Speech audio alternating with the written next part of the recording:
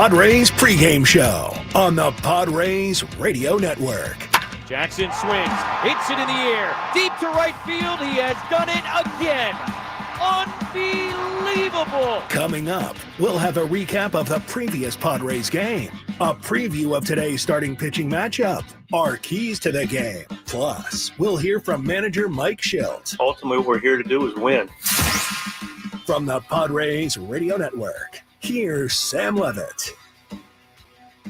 San Diego Padres baseball coming up on 97.3 The Fan and the Padres Radio Network. Today, the Padres take on the Cincinnati Reds in the second game of a three-game series. Our starting pitching matchup today for the Reds, left-hander Andrew Abbott, and for the Padres, right-hander Randy Vasquez. Hi, good everyone. Sam Levitt with you from inside our San Diego studios. First pitch coming up at Great American Ballpark in Cincinnati at 1:10 p.m. here in San Diego. Coming up in the next 50 minutes, we have a lot to do. We'll hear from Padres manager Mike Shildt. We'll also hear from Padres shortstop Xander Bogaerts. We hear from Gavin Sheets. We also hear from Tyler Wade. And in just a little bit, we check in with Padres radio voice Jesse Agler. But first, it's time to set the table, brought to you by Fraser Farms Market. Set your table with the highest quality of natural and organic products from Fraser Farms Market, a San Diego original since 1971 with 3 locations, La Mesa Vista and Oceanside, and at FraserFarmsMarket.com. Padres entered today 44-37. They entered the day a half game out of the National League's final wild card spot. Meanwhile, the Reds come in 43-39. They entered the day 2 games out of a wild card spot. The Reds are playing good baseball right now. They're 13-6 in their last 19 games. Only the Astros and Dodgers have better records in the majors in that span. And the Reds offense, as we saw last night, they're electric right now. They're averaging more than 5 runs per game going back to June 6th. Well, the Padres began this 6-game road trip to Cincinnati and Philadelphia last night. Let's rewind. Did you miss what happened in the last Padres game? Let's take a look back with our Padres Rewind on the Padres Radio Network. The game didn't get off to a great start for Dylan Cease and the Padres. Reds scored 2 runs in the bottom of the first, helped out by a walk, an error in right field after a single, an RBI ground out, and a passed ball. In the bottom half of the second, it was Spencer Steer who struck for the first time. So it can be, 2, 3, 4, 5 years sometimes, and then all of a sudden something shifts. This is hit well in the air to deep right field. Fernando is back at the wall, and it's going to go. Home run the other way for Spencer Steer. Had a big series against the Yankees earlier this week. Now his 7th home run of the season, and the Reds lead it 3-0. Former Padre Nick Martinez started his night with 4 scoreless, hitless innings. Bottom half of the 4th inning, Cease still on the mound, still a 2-0 Padres deficit. Spencer Steer led off. This one hit in the air to left field, pretty well struck. Sheets back it up. He will turn to watch. It's going to go. How about a 2-homer game for Spencer Steer? Leadoff shot here in the 4th inning, and a 4-0 lead for the Reds. Pardon me, it was already 3-0 at that time. That home run made it 4-zip. Martinez tossed a scoreless top of the 5th inning. Padres still hadn't collected a hit. Yuki Matsui replaced Cease in the 5th inning. It didn't go well. A single, an RBI double, an RBI single. Just like that, it was 6-0. With 1 out and a runner on base, it was guess who? Spencer Steer. All those guys kind of arrived to the same point. How about this? Spencer Steer deep to left field. Another 3rd home run of the night. Went out to right in the 2nd, and now he's yanked 2 over the left field fence here in Cincinnati. 3 at-bats for Spencer Steer, 3 home runs, and the Reds have broken it wide open here in the 5th inning. It's 8-0. The Reds led 8-0 through 5. Martinez took a no-hitter into the 9th inning. He issued a leadoff walk to Trenton Brooks. Then Elias Diaz drove one off the left center field fence for a double. The Padres' very first hit of the night. They would end up scoring a run with another former Padre, Taylor Rogers, on the mound. A run came in on a bases-loaded walk, but that was it for the Padres yesterday. They got 1 hit. Final score yesterday in the series and road trip opener, the Reds 8 and the Padres 1. And now the Padres trying trying to bounce back in game number 82 of 162 here today. So mathematically, we are now in the second half of the season beginning here today. Let's go out to Great American Ballpark in Cincy.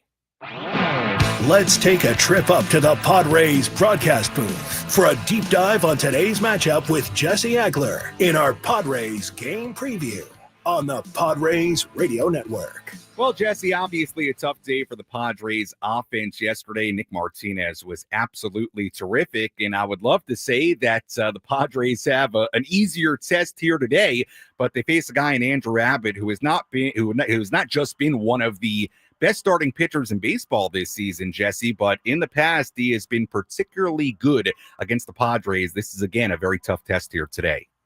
Yeah, on paper, it doesn't line up particularly well from that standpoint, but, baseball being baseball, watch the Padres will go out and put up a dozen runs, today. Almost got no hit last night, facing a guy, as you said, is a sub-2 ERA who has really thrown well against him in his two opportunities to do so, but it's also been a couple of years since the Padres have seen Abbott. Obviously a different team. He has not faced a Padre team that is Luis Arraez and Jackson Merrill. And those are two guys he'll face in the top of the first inning today. But look, no doubt, he is having a brilliant season. He has been very tough in the past. He is a real deal guy. It's not a smoke and mirrors thing. Yeah. It's not that he blows you away with the high heat or anything like that, but just tremendous command of that fastball. It's one of the better fastballs in the league, despite the fact that it's kind of a low 90s offering, and a very real challenge once again for the Padre hitters today. We all saw what Nick did last night. Obviously, Mackenzie Gore, really outstanding on Wednesday. So, not going to get any easier this afternoon, as you said.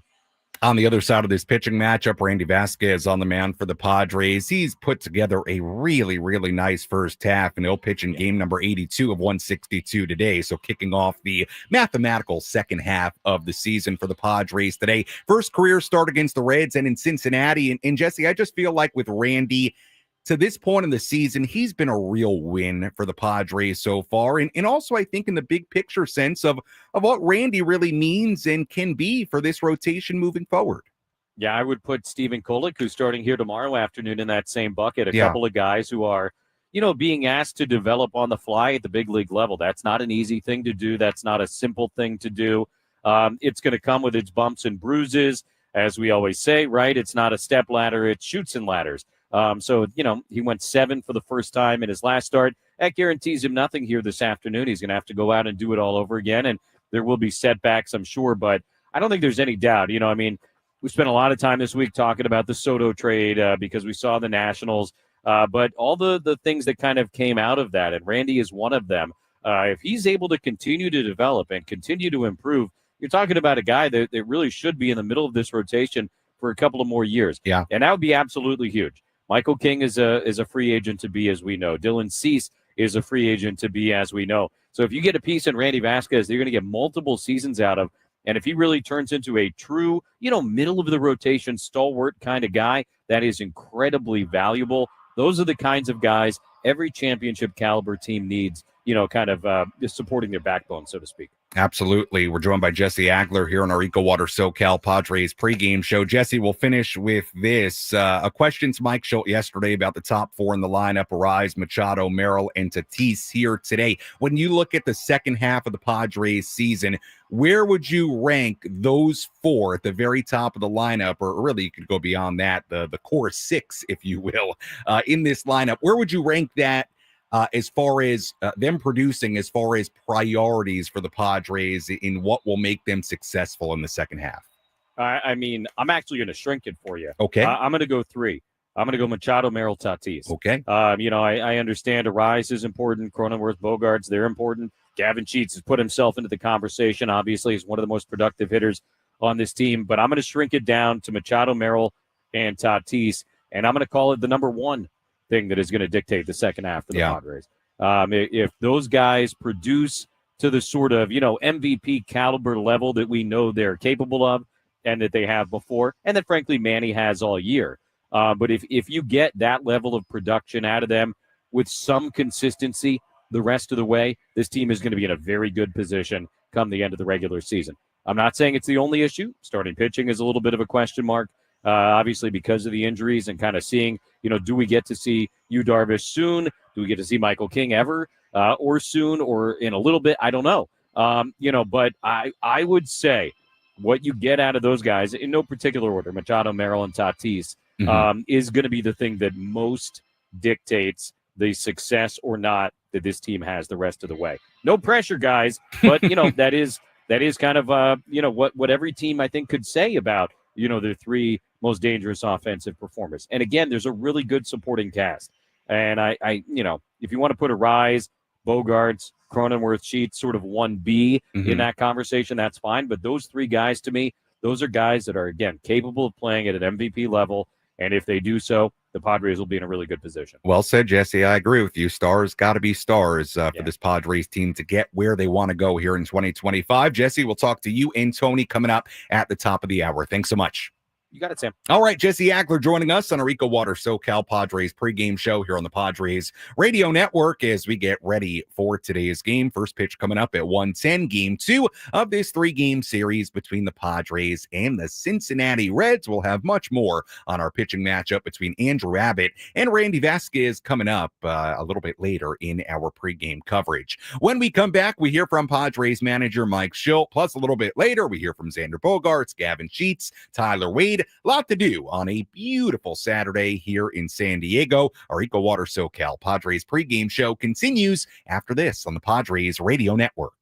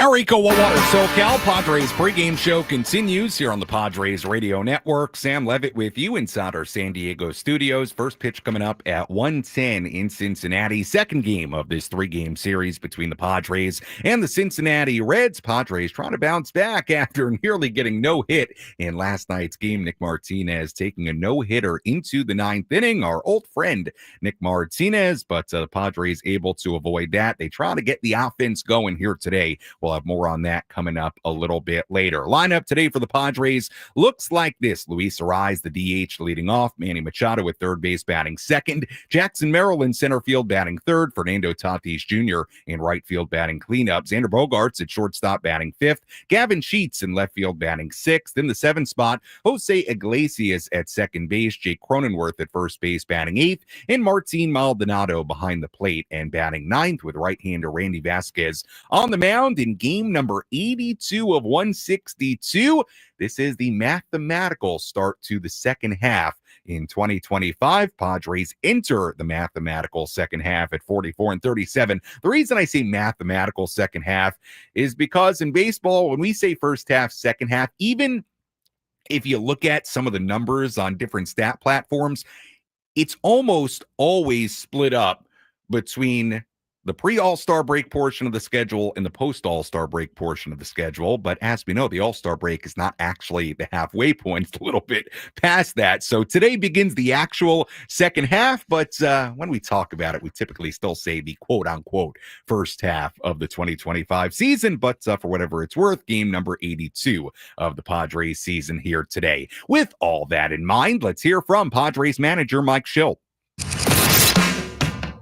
Let's pull up a seat in the manager's office and hear from Padres manager Mike Shildt, served up by Sin Lee Food, where fresh meets flavor. Find farm fresh produce, bold Asian spices, and gourmet ingredients at 4665 El Cajon Boulevard. Sin Lee Food, the cook's Asian resource. We talked about Randy a little bit, coming off a really solid outing for himself. Maybe a little bit of a turning point for him, just getting into the seventh inning and doing it what he was able to do. Yeah, it was fantastic. He's pitched well. He really has. He's been able to turn over lineups. Him and Maldi have really been in sync with each other. He's been able to, be able to limit damage early. And then when he has some traffic out there, he's clearly done a nice job of that over the last year plus. But he's been in control of what he's doing. He's got a real clarity of what he's doing. And be able to pitch deeper in the game is very important as it is for any starter. Yeah, and it's 7 of his last 9 outings, 2 walks or less. And that was an issue early on, but it seems to have really gotten a good control of that part of the game. Yeah, that's exactly right. Kind of proves the point, right? Like nothing's really self-inflicted, and that's what really competition's about. Specific to pitching, if there's walks that are earned, there's walks that are, that are given. And so if a guy earns a 7 or 8 pitch walk, good for him, man. That's a nice job. It's the 4 or 5 pitch, more non-competitive pitches. And but Randy's had a lot of consistently competitive pitches. The ball's going where he wants to, and it's showing up. It matters. Mike, we're at the halfway point now. Your thoughts on what this team has done well in the first half of the season and your expectations for this back end? That's a lot. So what it's done well, it's competed well, pretty much regardless of circumstance. We show up and it's a group that is going to get after it. We've been more consistent with our defense. I think our defense has been on point for the most part this year. Our infield defense has continued to improve. It's been definitely better in the month of June. The numbers and the eye test support that. So I think we're in a better spot and have done pretty well things defensively. Base run, I think we're mostly opportunistic when they're there. We've done some really good things to help us win some games on some what a lot of people maybe think are not bigger or important things, where like reading balls in the dirt. We've had 3 around the home plate area that help us win games. So I think that's been a strength. The depth of the organization has been clearly tested, especially in the starting pitching and some of the outfield. That's been so we've been able to plug in the holes a little bit there with and we knew Musgrove was going to be out and Darvish still out clearly, and Michael being on the IL, and been able to keep it alive with our starters there. Our bullpen's been a clear strength for us, so that's been positive. Then you talk about offensively, it's been really, really, really good at times, and it's been inconsistent. And you can say to what reason? There's a lot of factors to that. We've had some injuries. Crony missed a month. Jackson missed over a month. Pitching's challenging to hit as ever. I'm not one to make excuses. But it's a lot of factors. So I think, that's something that we're always going to be mindful of to look to be more consistent. But I do have a lot of confidence in the group. And as far as strengths go, moving the second half, it's just a matter of doing the four things that I talk about all the time. And that's continuing to stay together, which is close as this group is together. And, the season's going to test you on that. But, then we have more trials and tribulations. We can let outside forces, raise the alarm bells and so forth. And we just stay together and stay focused, and then making sure our pitchers, to your point with Randy about throwing strikes, we just continue to challenge the strike zone and make the routine plays, and the offense does everything they can to execute, including with the base running. To your point, you said one of the number one things, staying close together. Talking to the clubhouse the last couple of days, asking that same question. The number one thing that kept coming up is we have really stayed close together as a unit and overcome a lot of things. And that seems to echo exactly what you were just talking about. Yeah, it's important. Listen, we don't.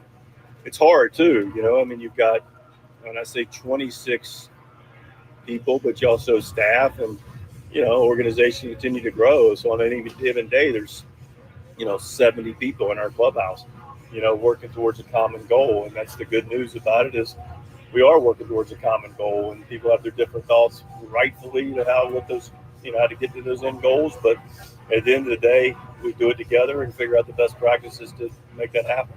I know you talked about it after the game, Mike, last night, but what is the key to having one inning like the ninth inning last night carry over into that? Yeah, listen, I was really pleased about the ninth inning. I talked about it because it's an inning where we could have said, it's 8-0, we'll just get them tomorrow. And, people were like, no, we're going to break this thing up, and then I'm not making the last out. But there's a sense of, another thing is man, the other side's trying too. And again, I don't want to alibi that ever, but sometimes there's a representation of man, and I've had a mentor of mine, Mark DeJohn, forever. If your offense isn't, producing, it's you're going to look a little more flat, right? So people well, you got a guy, if you look back, which we have, you look at, Nicky threw a great game last night. Me and Scan were talking before this, our conversation now about just the changeup. What a great pitch it is. He had a really good one. He was also doing a cutter where he wanted to and throwing a fastball to both sides of the plate, and got our guys off balance. And so, and then you have, so ultimately, to answer your specific question, what's it look like? It looks like everything that we talk about consistently, and that is having a real clear preparation for what you're looking to do, and then going out there, seeing what's happening in real time, working together and collaborating on how it's working, and then taking your absolute best opportunity to do what the at-bat calls for. And if you see that intent consistently, that's all you can ask for. That's all I can ask for, at least. Others can have their asses. Rightfully so. How is Sheets getting more comfortable in left help in terms of filling out the lineup? Feeling comfortable with him? Yeah, quite a bit.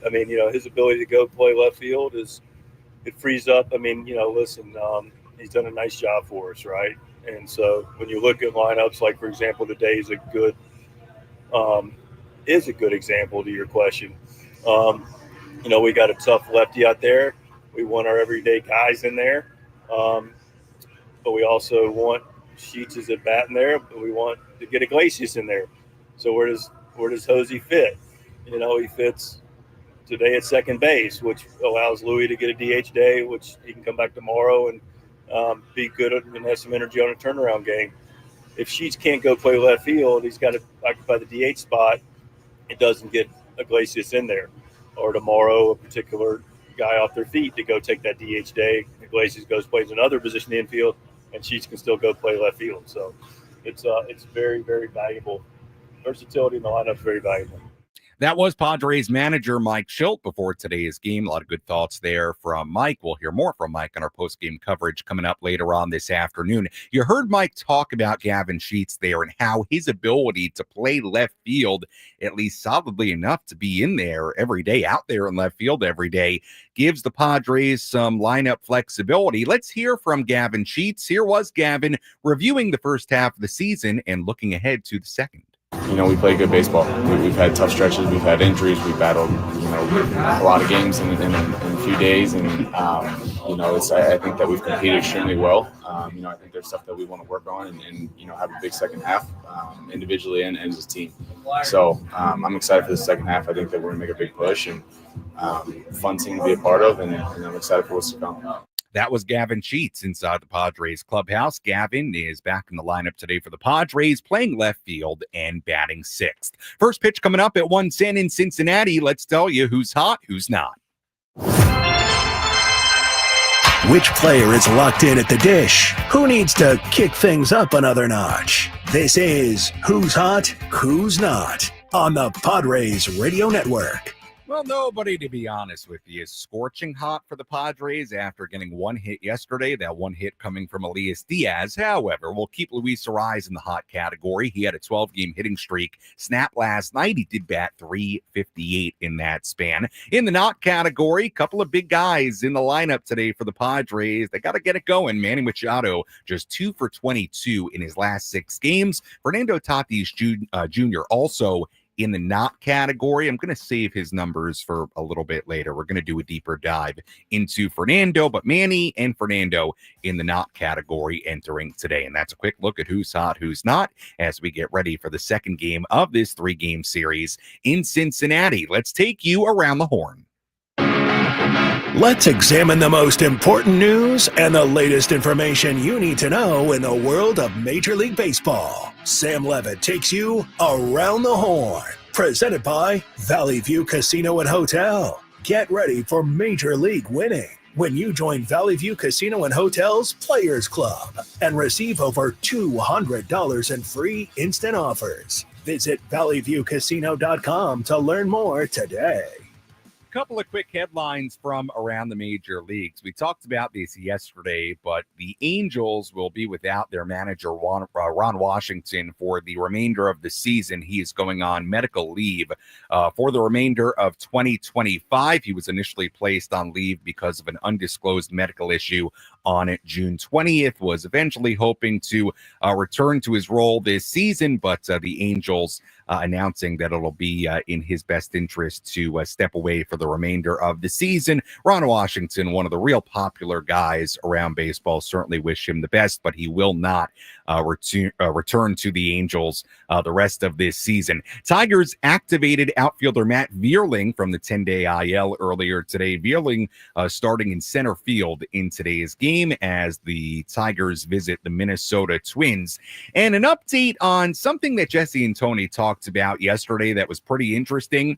On Wednesday and Thursday, we had Major League Baseball tie the record for the most shutouts in a 2-day span, 12 total between Wednesday and Thursday. And if you need more evidence that baseball can be a really weird game, so again, Wednesday and Thursday, 12 shutouts across the majors, tied for the most in a 2-day span in Major League history.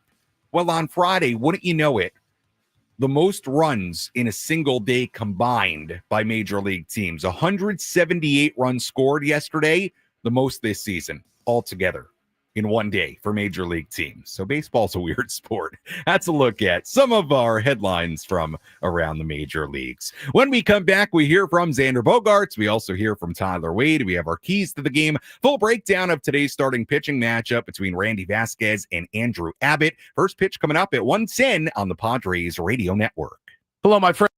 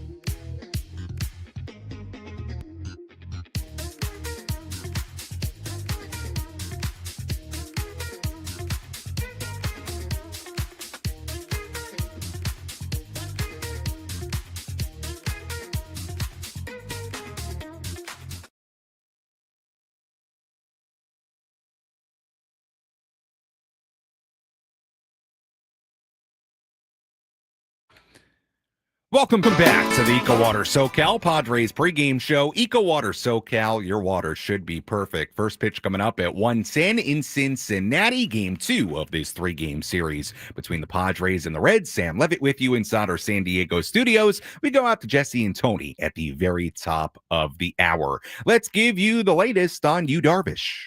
Who's in? Who's out? This is the Bada Fulkerson Injury Report, presented by San Diego's Bulldog Injury Attorneys, who hope you're never in an accident. But if you are, make Bada Fulkerson the first call you make. Hit them up 24/7 at badafulkerson.com. Before we get to Yu Darvish, let's just remind you about the Reds activating outfielder Austin Hayes yesterday due to a left foot contusion. He was back in the lineup today, or I should say yesterday, for the Reds, and he is not in the lineup today. Didn't look like he was fully healthy yesterday, to be honest with you. He was kind of limping a little bit still, didn't look super comfortable running.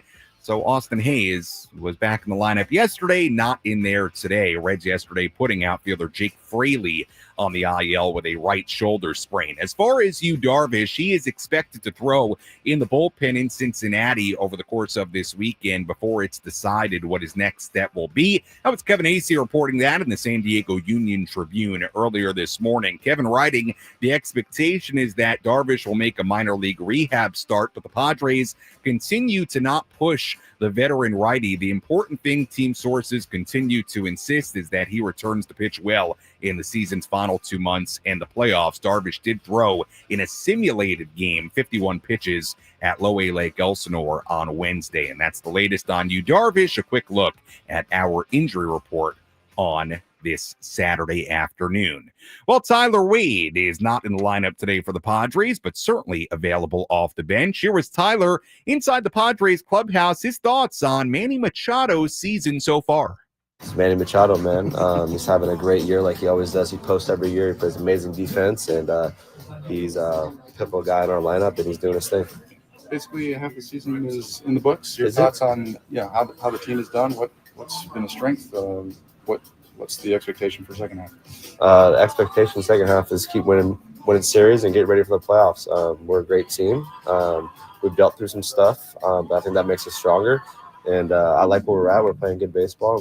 Once we fix some little things, we're going to be in a good spot. But we got a great group, and we're going to get some guys back that have been on the shelf for a while. And once we get them back, we're going to roll.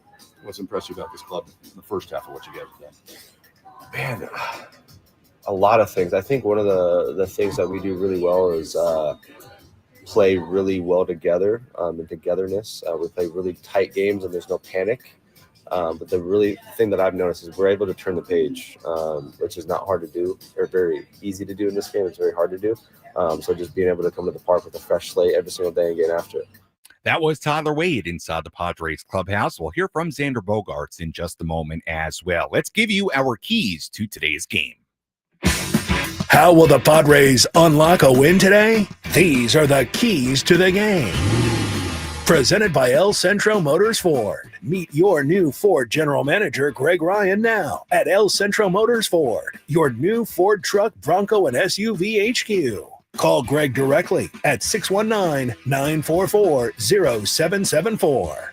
Key number 1, slow down the electric Ellie. Ellie De La Cruz is batting .433 in his last 7 games with 5 extra base hits, including 2 home runs. He's hitting .348 with 10 home runs and 23 RBIs in his last 30 games. Only the Mariners' Cal Raleigh has a higher slugging percentage since May 24th across the major leagues. Padres did a good job against Ellie last night, held them to just a couple of singles and an RBI ground out. We'll see if they can, at the very least, limit him once again here today. Key number 2, hey, Nando, we need you. The Padres really need Fernando Tatis Jr. to perform like the superstar we know he is. Fernando Tatis Jr. is 0 for 10 in the last 3 games. In fact, he's only 3 for 34 in the last 10 games, but 2 of those hits have been home runs. If you look at Fernando's numbers in the course of nearly 2 months, He's hit 206 with just a 360 slugging percentage since May 2nd. The other question today, can Fernando get it going against the lefty? Fernando has just a 560 OPS against lefties this season, an 879 OPS against righties. And it brings us to key number 3. Padres do not have a very high OPS against lefties in general this season. Can they get the offense going today against Andrew Abbott? The Padres have scored just 2 runs in the past 2 games. They've hit 123 as a team with only 1 extra base hit in the last 2 games, although they did find a way to win on Wednesday. And key number 4, Randy's got to keep the ball in the yard. Randy Vasquez has been really good lately. However, the home run ball has been a sneaky issue. His last 9 starts, a span of 47-plus innings, Randy has allowed 11 home runs. As we know, Great American Ballpark in Cincinnati, a hitter-friendly park. Randy's got to find a way to not give up the home run ball today in a small ballpark, and that's a look at our keys to today's game. Here was Xander Bogaerts inside the Padres clubhouse. His thoughts on what the team has done well in the first half as we play game number 82 here today. I think playing through adversity. We've had a couple of our everyday players hurt, a little bit. Crony for a minute, Jackson for a minute, other guys stepping in, getting chances, doing a good job. Weathering the storm also, I think, is another good word. We had a tough stretch, and we played pretty even baseball, and we had a lot of games where we all know that could have been different. A lot of games that we were winning, but then unfortunately we lost. So we've been in most of the games, and that was a pretty tough stretch. Your thoughts on your expectations for the second half here? We had a nice one last year, right? We don't want to talk much about that, but man, that was special. And when you did it once, it's always in there. Sometimes maybe chips need to fall in certain places to be able to do something remarkable like that last year. But we did it last year. We have pretty much the same group. We obviously missing some guys from last year, but it's a nice special group this year again. We got a chance to talk to you after the series in Los Angeles. You joined us for the postgame, which we really appreciated. And we talked a little bit about just things starting to turn around for you after a frustrating period where you've been doing everything right at the plate, everything on this, would say you should be getting hits left and right. So how good has it felt to actually be getting rewarded for that now recently after all that work? It's nice, just like we had a tough stretch as a team, I had a tough stretch on my own. Just it wasn't falling, and for whatever reason, just got to keep working, stay confident, and just keep working, and trusting in your work, and trusting that knowing the type of player that you are, that the results and the numbers are going to be there. Let's take a trip around the bigs to highlight the scores that matter most with our out-of-town scoreboard. Presented by Jensen Premium Beef Patties. Always a hit for grilling. We have one game going on right now. Everything else coming up in a little bit. Tigers beat the Twins in Detroit today 10-5. The A's beating up on the Yankees in the Bronx 7-0. They're in the 9th inning in New York right now. Everything else coming up later. 1:05 p.m. Mets and the Pirates in Pittsburgh. 1:05 Rays and the Orioles in Baltimore. Mariners and the Rangers in Arlington at 1:05. Cardinals and the Guardians at 1:10 in Cleveland. Blue Jays and the Red Sox at Fenway at 1:10. Rockies and the Brewers at 1:10 in Milwaukee. Dodgers in Kansas City at 1:10. Giants and the White Sox at 1:10 in Chicago. 1:10 p.m. Marlins and the Diamondbacks in Arizona. Phillies take on the Braves in Atlanta at 4:15. Cubs and the Astros in Houston also at 4:15. And finally, later on this evening, Nationals and the Angels at 6:38 in Anaheim. And that is a quick look at the out-of-town scoreboard on this Saturday. When we come back, we tell you what to watch for in today's game. A full breakdown of today's starting pitching matchup between Randy Vasquez and Andrew Abbott. First pitch coming up at 1:10 on the Padres Radio Network. You're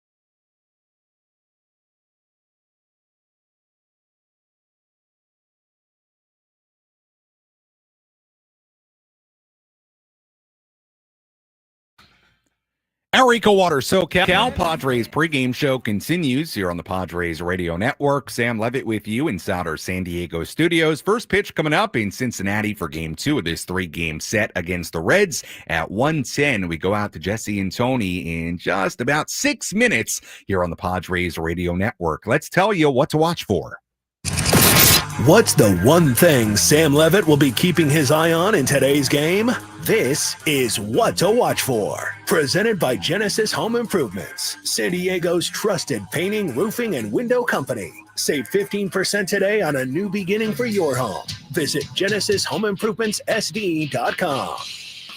What to watch for in the second game of this 3-game set. How about this? Can the Padres slow down Spencer Steer? 3 home runs yesterday in the first 5 innings. He's now hitting .500 in his 6-game hitting streak. Steer back in the lineup today for the Reds and batting cleanup, playing first base.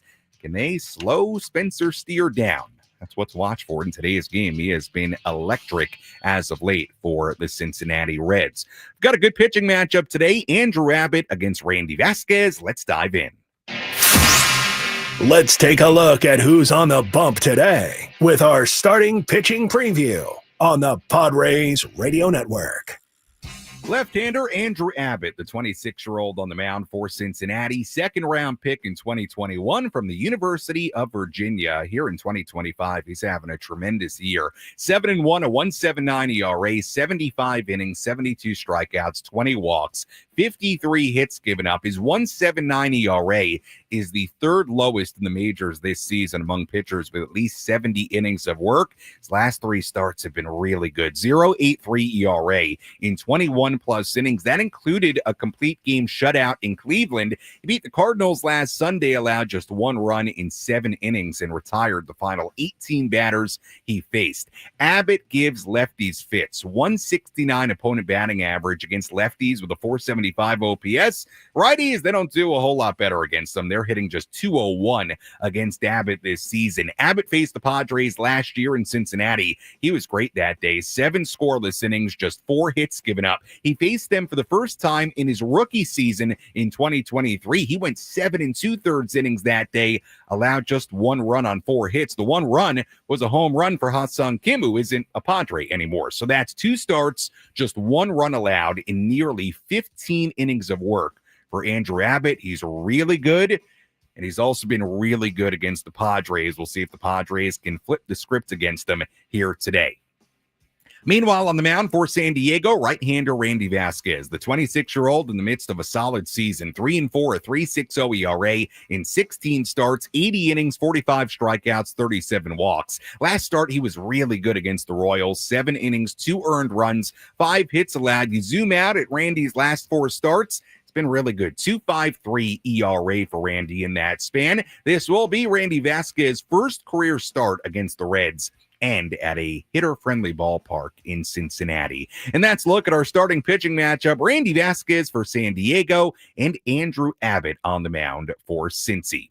As always, thank you for listening to the EcoWater SoCal Padres pregame show. EcoWater SoCal, keeping it soft since 1925. Your water should be perfect. Well, the Padres losing yesterday in the series and road trip opener by a final score of 8-1. Notable that the Padres lost both the series opener against the Royals and against the Nationals, but they found a way in both those series to bounce back and win the final 2 games of those series to pick up a couple of series wins. So now the question is, can the Padres follow that same kind of formula in this series in Cincinnati? Well, we'll find out that answer beginning here today. First pitch coming up at 1:10. When we return, we go out to Cincinnati, hear from Jesse Ackler and Tony Gwynn Jr. I'll talk to you on our post-game coverage. You're listening to your home for San Diego Padres baseball, 97.3 The Fan, and the Padres Radio Network. Enjoy the game, Padres fans.